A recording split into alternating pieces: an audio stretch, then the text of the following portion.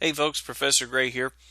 Ready to talk to you about how to find probabilities in a non-standard normal distribution using a calculator. Now previously we had shown how to do this using the table, and the process is very similar to using the table for standard normal distributions. We just have to add a step in and convert raw scores to z-scores or standard scores, and then use the table in the way that we're used to. Now when we use a calculator, the process, unsurprisingly, is very similar to how we used a calculator to find areas in a standard normal distribution. We just adjust for the different mean and standard deviation that we're dealing with in the context, and the calculator will compute these z-scores for us, and we don't have to do any conversion at all. Part of the reason that the calculator is usually the more popular method among students. So, let's say that men's heights are normally distributed with a mean of 69.9 inches, standard deviation of 3.1 inches. And we want to find the proportion of men that are between 68 and 73 inches tall. This is number 13.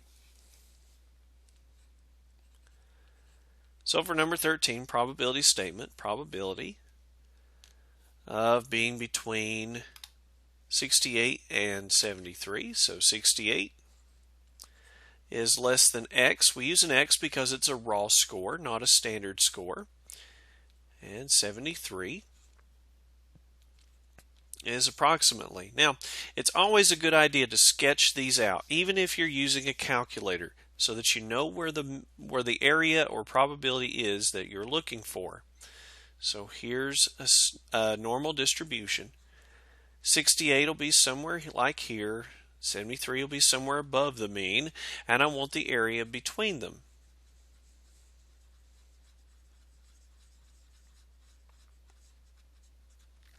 So to find that area, I'll use the calculator, and I'll use the command normal CDF. Syntax for that command is lower, upper, mean, and standard deviation. If we include the mean and standard deviation here at the end, the calculator will convert all of the z-scores that are needed and take care of our calculations for us. It's very important to note also that if you leave off these two last numbers, the calculator will assume that you meant for it to be 0 and 1 respectively. Now that's okay if you're in a standard normal distribution, but that will lead to a wrong answer if you are in a non-standard normal distribution. So be sure to put it in context of the mean and standard deviation.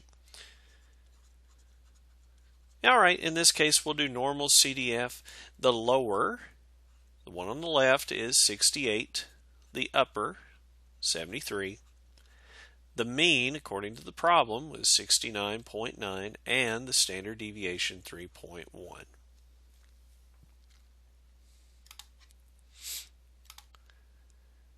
So, second bars, normal CDF. Be sure to put commas between each if you are using a calculator similar to mine.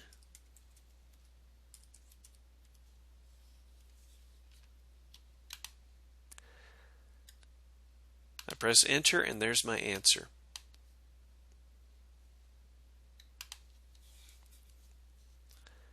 I get 0.5714.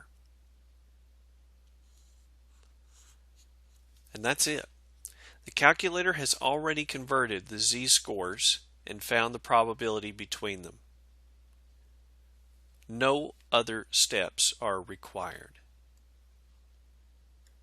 Let's do another example, number 14.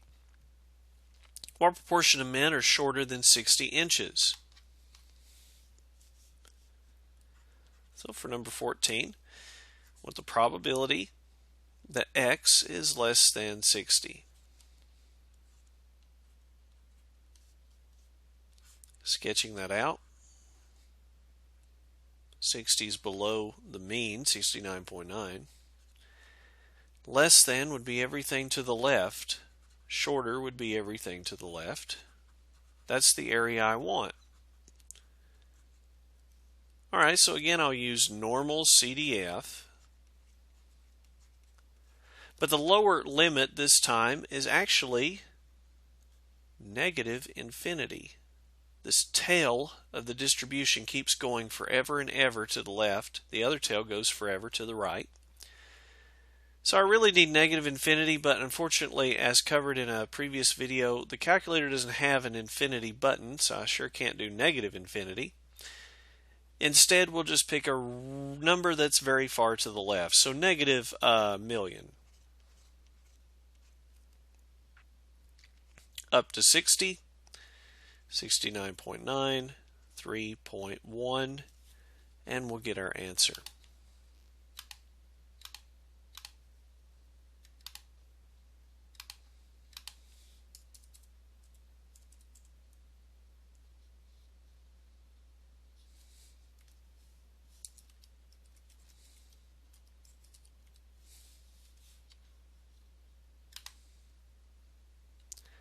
And when we press enter, we get our answer. This is actually a very interesting answer and one that I want to explain.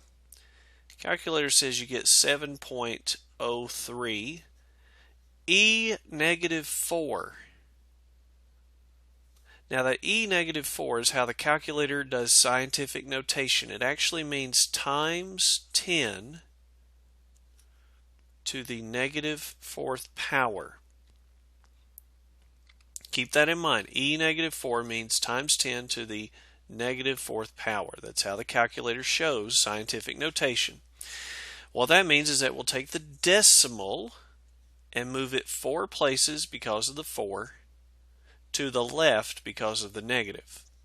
So if I move it 4 places, 1, 2, 3, 4 places to the left, I get about 0.0007. And that is my final answer. So I moved the decimal 4 places and then I rounded to 4 places as well.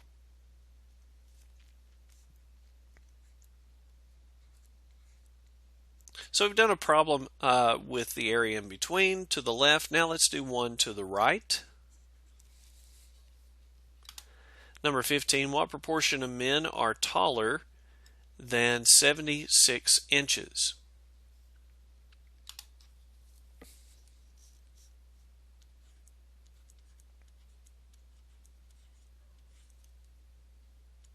So this is the probability that x is greater than 76.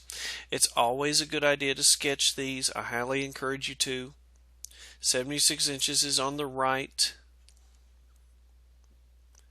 Greater than, more than 76, taller than 76 would be to the right of the distribution. So I really want everything from 76 up to infinity. Well, I don't have that button, so we'll do normal CDF. 76 up to some very large number, something ridiculously large. I'll just go ahead and make it a billion. Actually 10 billion. Put in the mean and standard deviation so that everything will be converted the way we want it to be.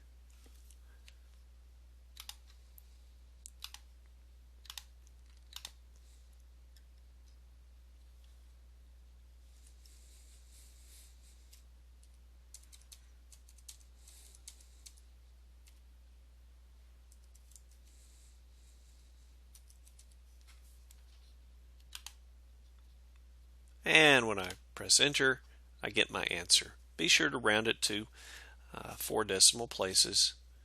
So 0.0245. A little bit over 2% probability. And we have our answers. That's how you find probabilities or areas under a normal curve that is non-standard.